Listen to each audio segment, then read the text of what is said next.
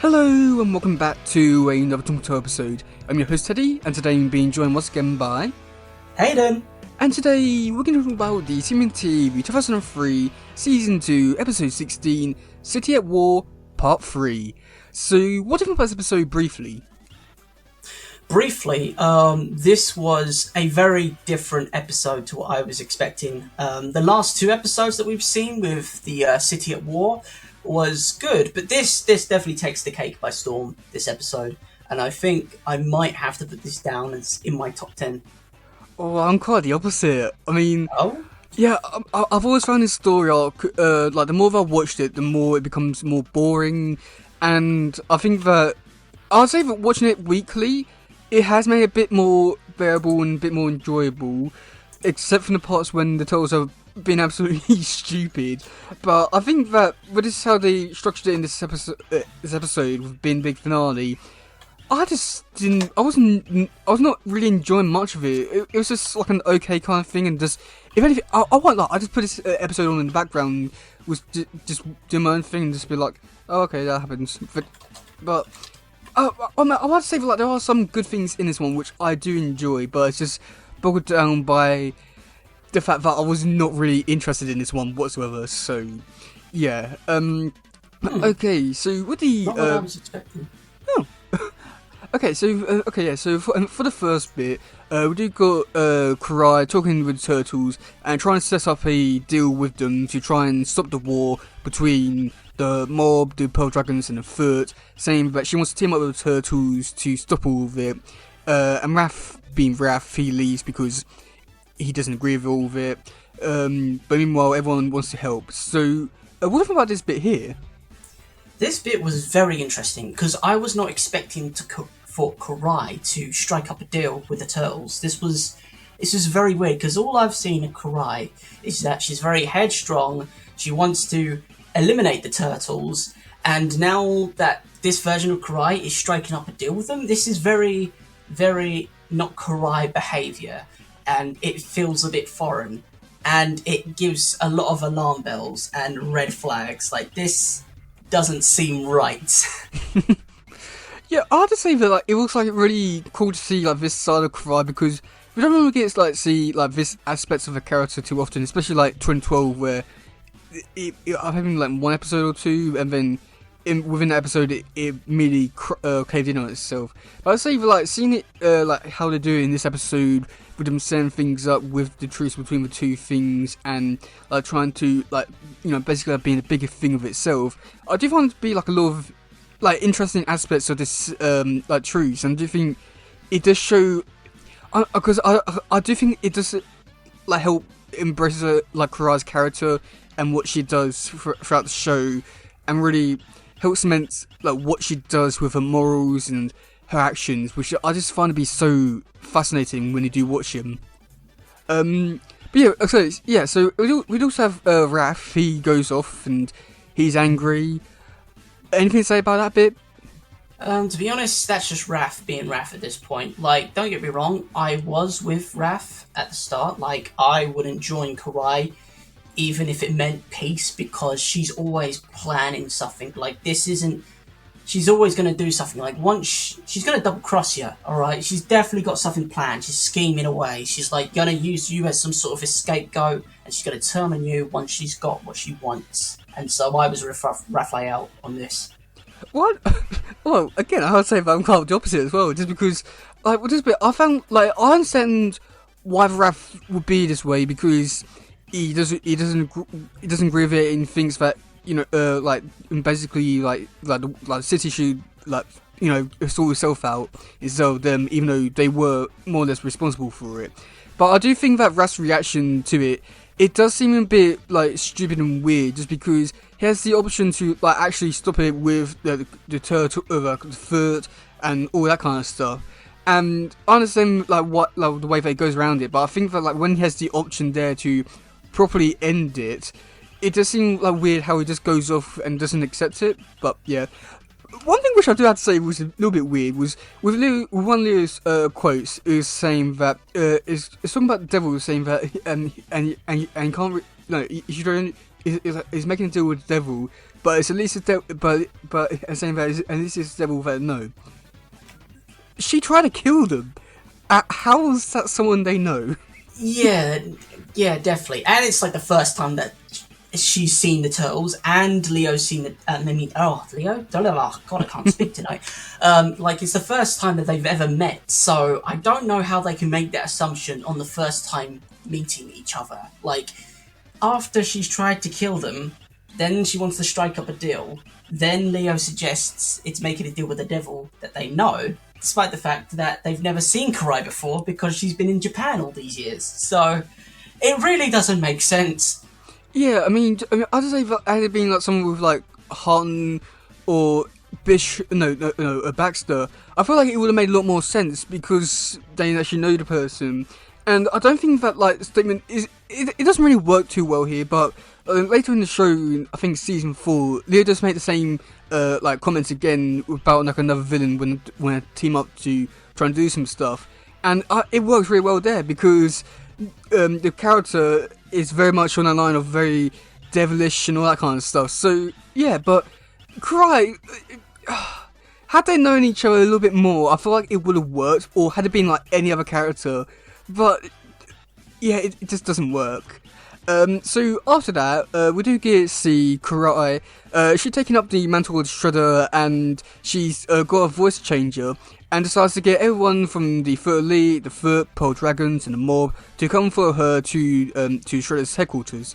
What do you think about that bit there?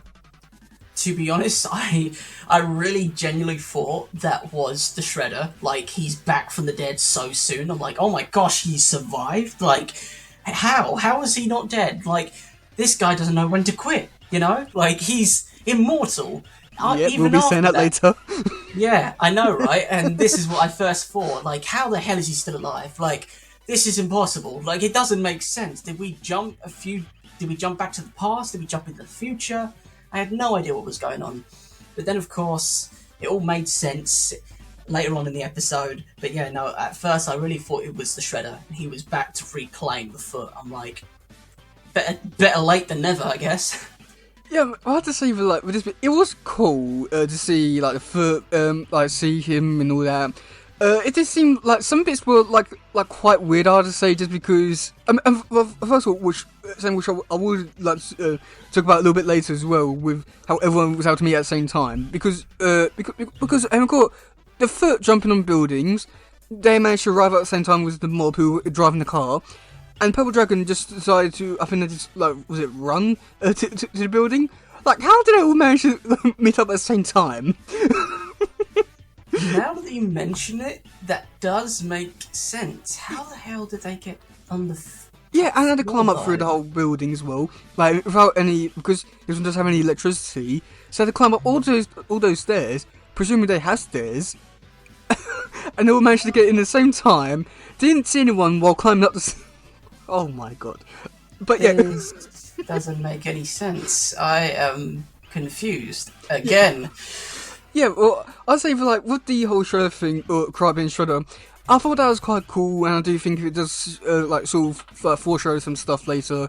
And yeah, I mean, I thought it was like really great to see everyone's reaction, especially like Baxter being like, oh my god, I can't believe he's here, we're all doomed and all that. But I'd say for like, some weird stuff, like, so Shredder's, the voice change thing, as much as I like that, and I do think that's really cool, I do think that it is a little bit weird that the Foot had that, and I think for like, because I don't think it's anything bad, but I think it's just because it's the Foot. I don't know if it made sense with Future Toy, and I feel like it works like really well there because of like alien technology and all that kind of stuff. But this is still the Foot who like work on Earth and only have Earth technologies, and Baxter is the only one that sort of could come up with it. And while they need it, there's so many questions with that. And then, even with Cry, how, in the Shredder suit, how is she able to, like, fit inside the suit? Just because that suit was, like, specifically designed, like, for Terrell, and how the exoskeleton suit and all that. So how is Cry able to fit inside of that, when there was an exoskeleton suit inside of it? And it's just, like, the same proportions as everything. It doesn't make sense, physically, with Karai's body. Yeah, I did not think about that either. I was questioning, like, oh, cool, she's got the voice changer, but then the proportions of Shredder's suit and armor to Karai, like, Karai's smaller than the Shredder, and I don't know, maybe she's wearing stilts? I really don't know at this point. It doesn't add up. Shall we just move on, because... Yeah, because we're going to be here all night.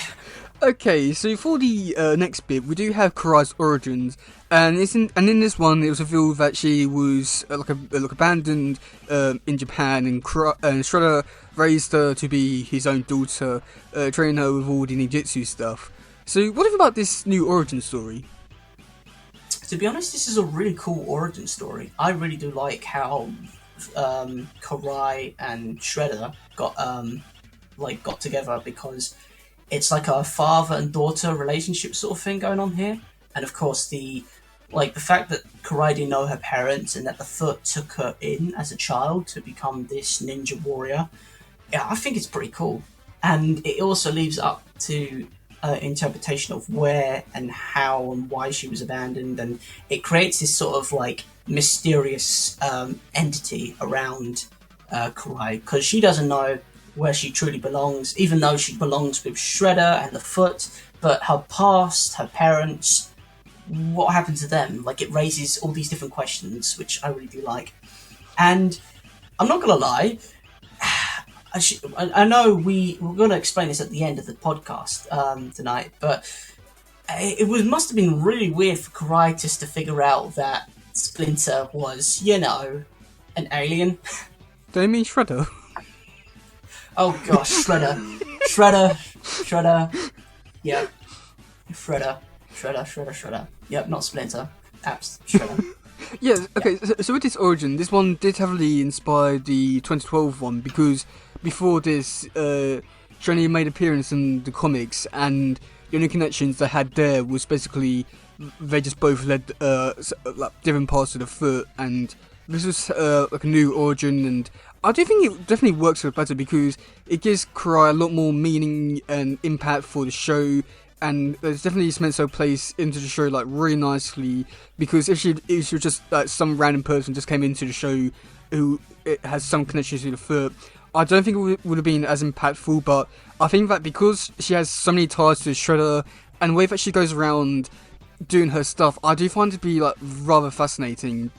And I do think that this is something which we'll definitely be seeing over the next few episodes with Karai in them. And this makes for a very fascinating and wonderful story arc for her character, just because with her whole thing is that like she knows that like Shredder is evil, and she wants to follow like him through the, follow him to the end, as you can see at the end where she wants to has to follow Master Shrell because he wants to destroy the Turtles. But at the same time, because she knows like honor and morals, where she wants to keep up her bargain with the Turtles, it just makes for such a fascinating and interesting character story arc. And I'd say it's really fascinating with her character, and I feel like she's definitely like a very under. I don't think people like actually like know like her character and how great she is. She's just like so amazing. But with that being said, so as I already said with the whole origin with Karai, it influenced the 2012 one. Which origin do you prefer more, because of like how closely they're like related, but at the same time they're like so vastly different? With one was adopted, one was just straight up kidnapped. I really don't know. They are both good backstories. Like, don't get me wrong, I do enjoy the 2012 version with Karai learning about her past and how she was kidnapped and how she found her father. Really interesting story, but to be honest, I'm not sure.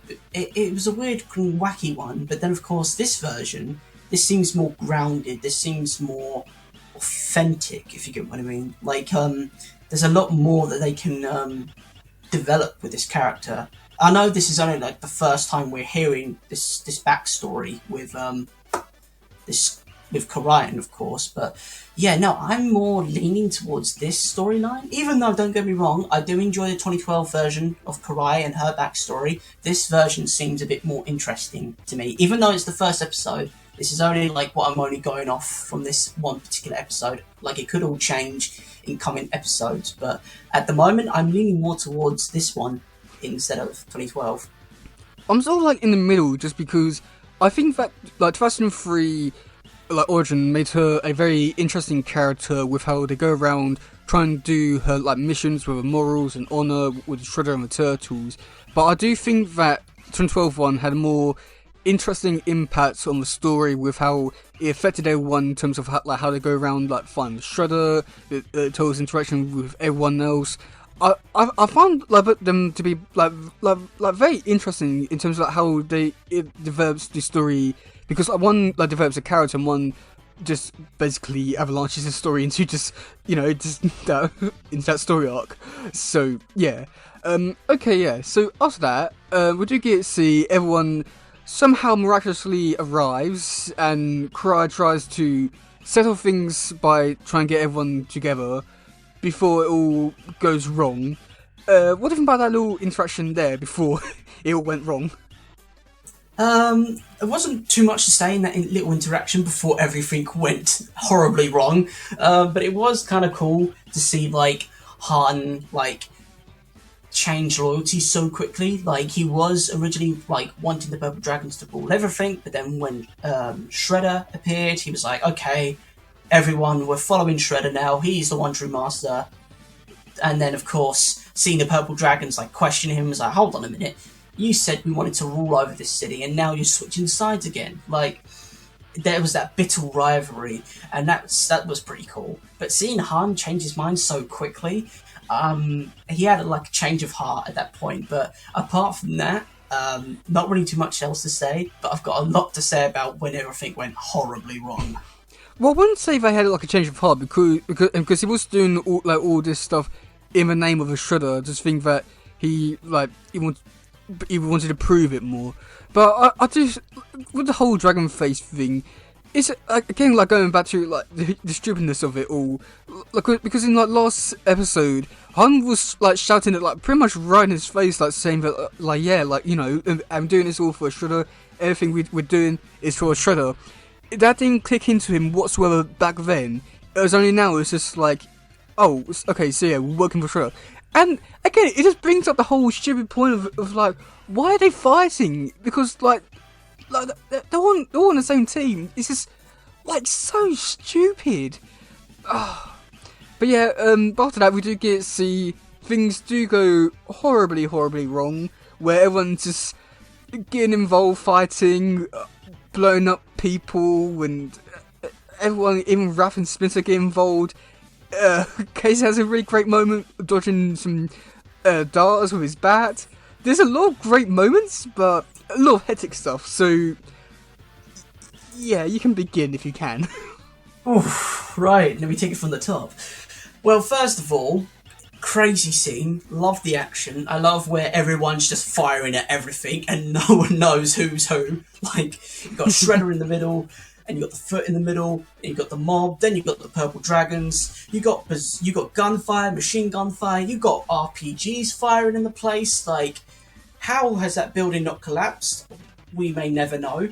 But it was just so cool to see everyone just in the same room and just going at it. Like, everyone was trying to kill everyone. Han was trying to kill the Purple Dragons were trying to kill Han, Mob was trying to kill Shredder was trying to kill Mob, and the Purple Dragons at the same time.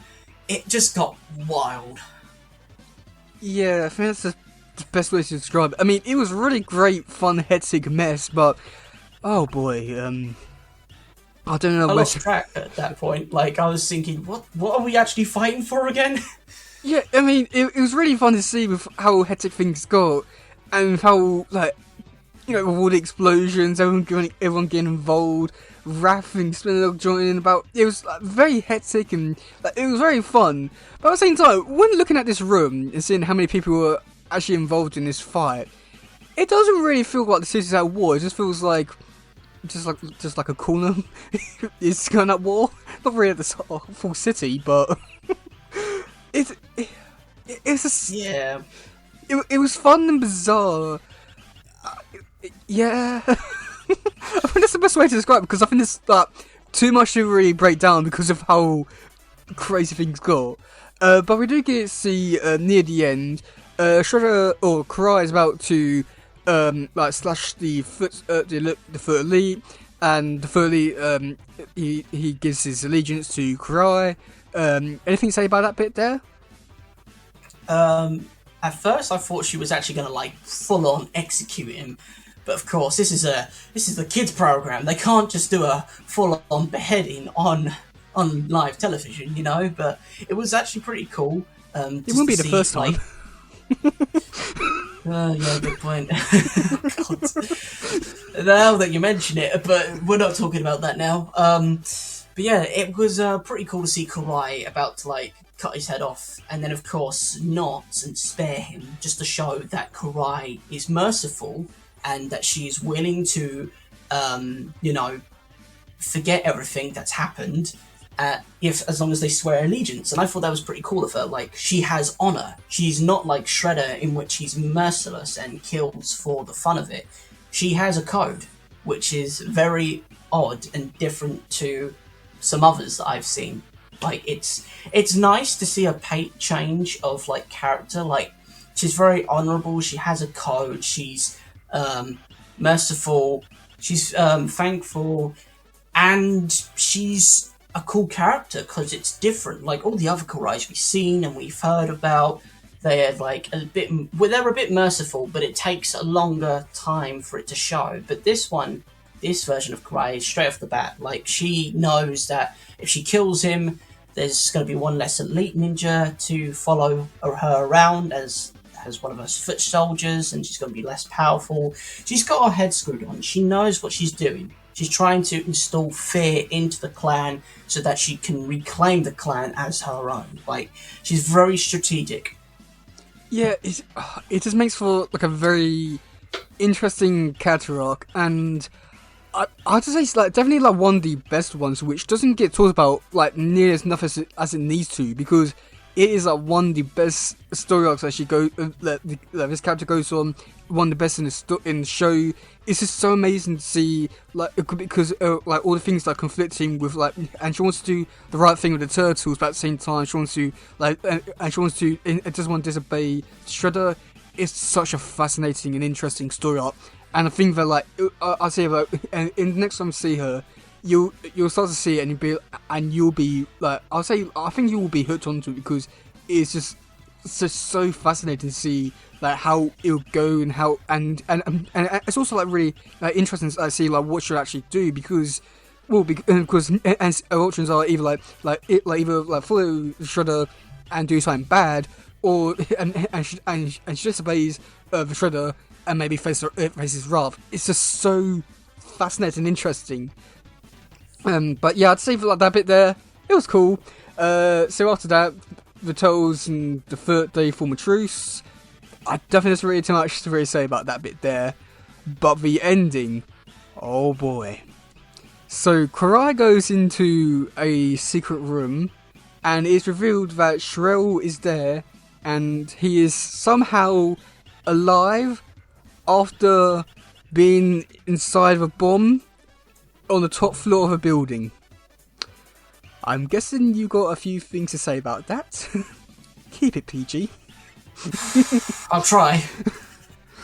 How this guy does not know when to quit. I mean, seriously, don't get me wrong. Like, Shredder is a main character. He's a main bad guy character, but he does not know when to quit. I mean, seriously, I don't know at this point anymore. Like, every time we've seen, how many times has this guy died? Well, supposedly died. Like, at least what, 4 or 5 times now. Like, this is his third time.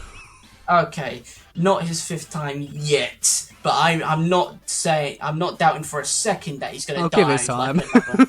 Yeah, I'll give it time. It's this version of Shredder. What do you expect? At this point, I don't know. I don't expect anything. I don't question anything, because it's Turtles. But Jesus, like, don't get me wrong, it's cool to see him back alive and to see that he's the one pulling all the strings behind the curtain. But how the does he not die?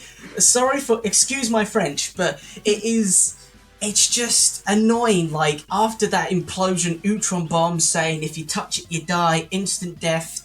You know, we all saw it, and then somehow, lo and behold, he has some sort of magical healing powers, and he crawls out the building alive, and it just doesn't make any sense at all. It doesn't make any sense, and I don't understand why.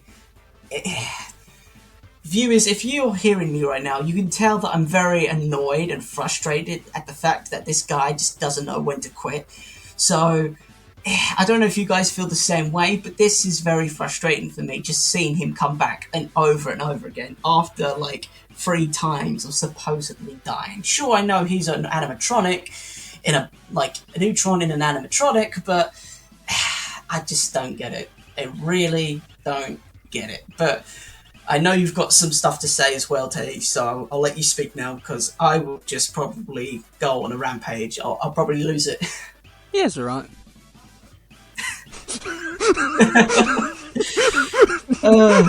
Is that it? Is that... Oh, it's alright.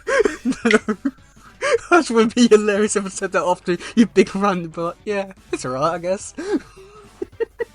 I was going to say, is that it? You can't just say that, like, come on. Well, I'd say that because... I'd say that because I've seen the show quite a few times, and I've seen the episodes afterwards, which I do quite enjoy quite a bit, with the Shredder being like quite prominent in those episodes. It's one of these weird things which a part of me just it feels so stupid and weird, and it's one of those kind of things where you just want to scream at the screen and be like, "What the hell are you doing? This is stupid," and all that. But because I already know like what happens next and all that, it just feels like one of those kind of things where it's just like, yeah, okay, it happens. Just move on to the next bit.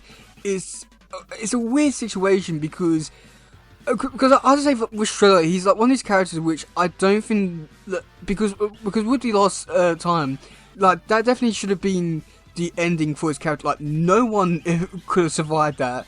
Even the Turtles with their plot armor, they could not be able to survive that. But I think that the way that they ended him, it sort of was a way in which I had to bring him back, because it wasn't a very satisfying ending to his character, to the story arc or the story which they were building up to, and it just felt like so anticlimactic. But even like seeing what comes next, even though it does have a better ending for his character and the story arc and all that kind of stuff, which is a lot better, it just feels like so weird now, just because like Shredder doesn't really have much of a reason to really be here anymore, because all the neutrons are gone. I think he's in like a really weird state, just because like for the rest of season 2, he's very nerfed, and he's sort of just there.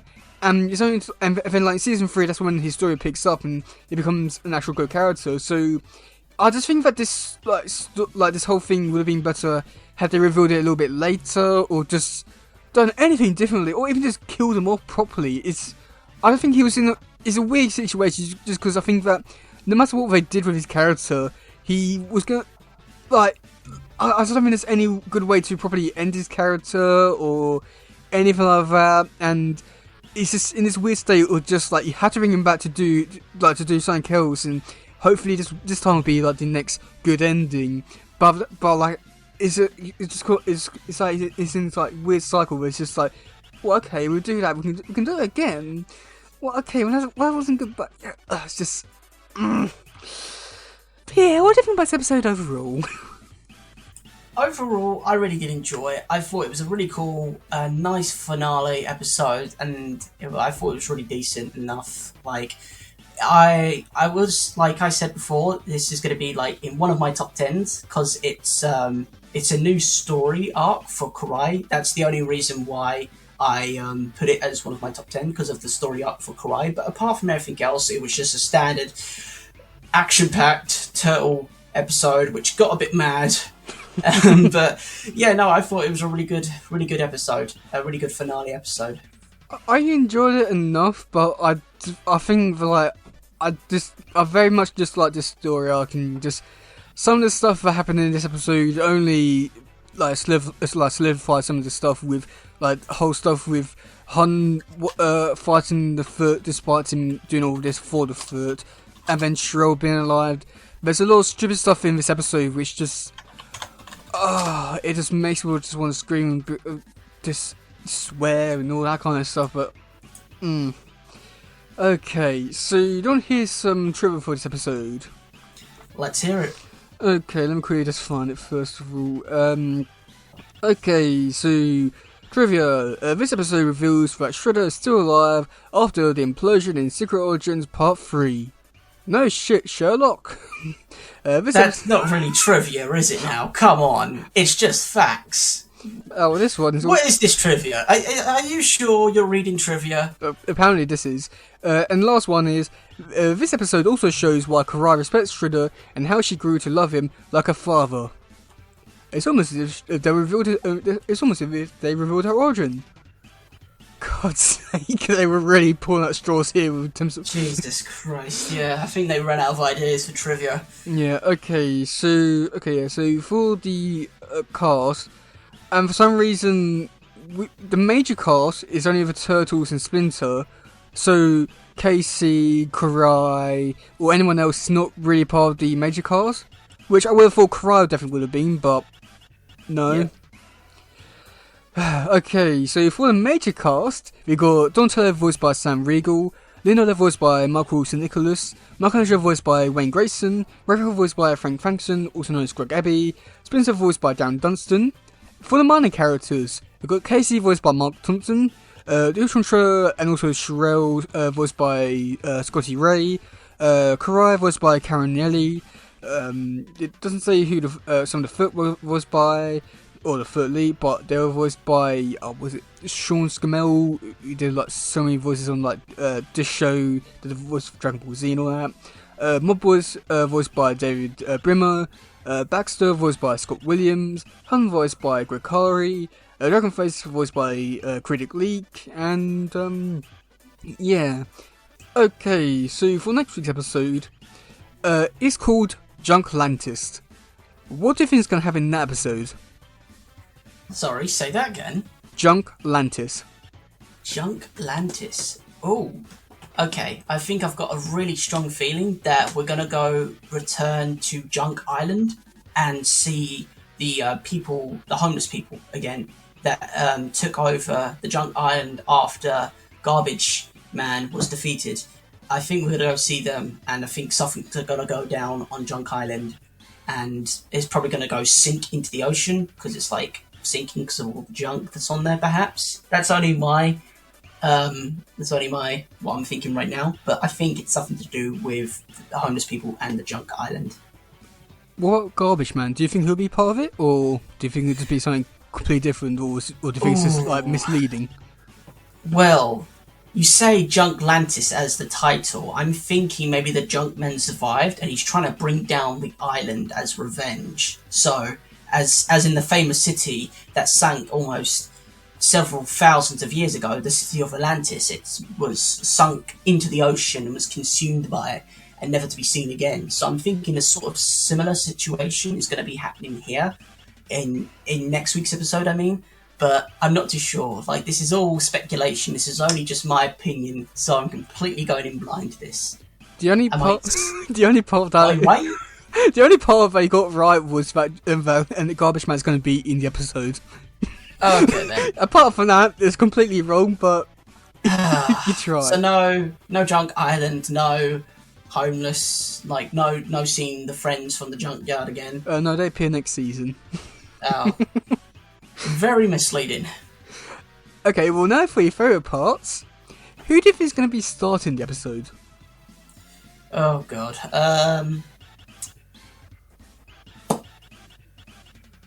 Mikey? I'm going to say Mikey. Why do you think Mikey? I don't know. Mikey was just go-to. I don't know. Just Mikey, I guess, because Mikey, I've said all the others. So I'm guessing Mikey might be in this one, and of course he was good friends with the people of the junkyard and with the homeless as well, and he made good interactions with them. So I'm thinking he might be the narrator of the next episode. It's Donnie. Ah, I should have gone with Donnie because Donnie was speaking to the leader. Yep. And also, does make a bit more sense with Atlantis and all that kind of Oh, stuff. yeah. I would have thought that would have been like a dead giveaway with that bit there. Well, after you said I got everything wrong, I was thinking, okay, so it's probably not Donnie. It's What's probably one going to be more some. You're trying to throw me off here. Well, you tried. I guess you could call it that. You threw me off, man. After you said it wasn't going to happen, it kind of threw me off. So, yeah, that's why I didn't go with Donnie, because you said that it wasn't happening. I was thinking, okay, maybe Donnie's not into this. Maybe it's a completely different thing. But of course, Donnie's a massive nerd for anything like this. And of course, if it's related to Atlantis, then yeah, he's going to be a massive nerd. I would have thought it'd been pretty obvious, but either way, moving Reverse on. psychology. You reverse psychology me, man. This is not fun. And I'll use it again. Okay, moving on. So, yeah, do you have anything else to say about this episode, or are we sort of done with this one? To be honest, I'm done. I think I've said everything that I've needed to say. It was cool to see everyone fight everyone again, and just to see it all go down. But I think I've settled. I think I've said everything that I've needed to say for this episode. Yeah, I'm done. So yeah, that's been another episode of Talking Tools. I've been your host Teddy, And I've been Hayden. and we'll see you all soon. Goodbye, yo, bye. Bye.